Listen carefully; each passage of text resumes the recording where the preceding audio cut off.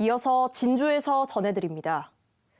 남해 창선 앞바다에서 소형 바지락잡이 배가 뒤집혀 여성 선원 3명이 숨졌습니다. 해경은 바지락 그물을 끌어올리는 작업을 하다가 그물에 함께 포함된 갯벌의 무게를 이기지 못해 배가 순식간에 넘어진 걸로 보고 있습니다. 박기원 기자입니다. 바다 위에 배가 뒤집혀 있습니다. 선체 3분의 2가량이 수면 아래에 잠겼고 배 밑바닥이 훤히 드러나 있습니다. 해경 잠수사들이 실종자를 구하려 바다로 뛰어듭니다. 한 명 구워! 인양할 수 있습니까? 6명이 탄 소형 바지락잡이 배가 뒤집힌 것은 오늘 오전 10시 반쯤입니다.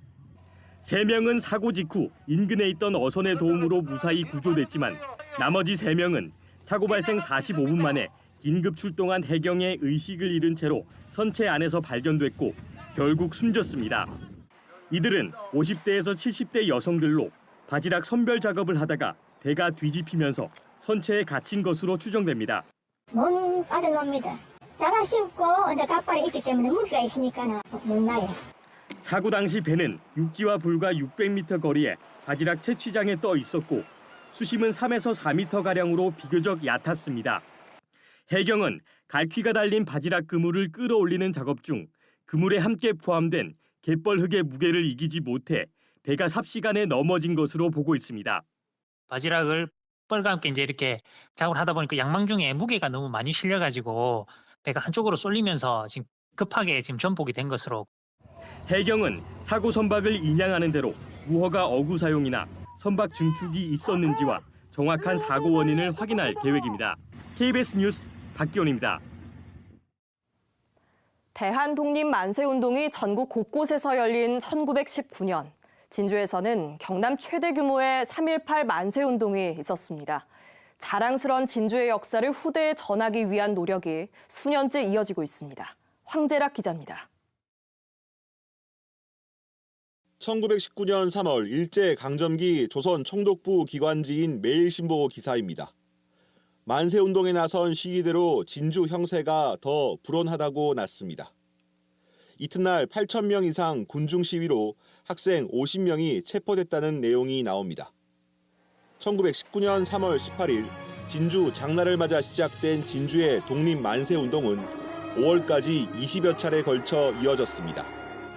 당시 시위에는 이후 형평운동을 이끌었던 백촌, 강상호 선생 등 성각자는 물론 천대받던 기생과 거린까지 동참했습니다.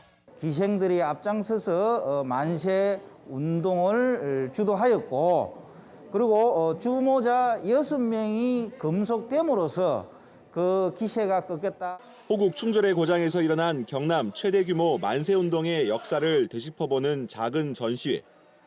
코로나19로 해마다 준비하던 만세운동 재연행사는 열지 못하지만 숭고한 희생정신을 기리고 자긍심을 전하고 싶은 마음만은 한결같습니다. 학생들이 이게 진주가 얼마나 자랑스러운 도시인가, 그 독립운동에 관해서는 그런 것도 우리가 널리 알려가지고 학생들이 그런 자부심을 갖게 하는. 진주 문화사랑 모임은 오는 18일 극단 현장의 공연과 함께 진주 대학어와 사면여고 등 학생 60여 명이 참여하는 진주 만세의거 재연 행사를 비대면 방식으로 열 계획입니다. KBS 뉴스 황재락입니다. 지리산 산악열차 반대위가 오늘 하동군청 앞에서 지리산 형제봉 일원에 산악열차와 모노레일을 추진하는 내용의 알프스 하동 프로젝트 백지화를 촉구하며 천막농성에 들어갔습니다. 이들은 기획재정부가 사업에 대한 원점 재검토를 결정했고 건설사도 수익성 부족을 들어 하동군과의 협약을 해지했다며 무모한 사업이라고 주장했습니다. 하동군이 인공지능 미혼남녀 연계 플랫폼인 AI 맞섬 다방을 개발합니다.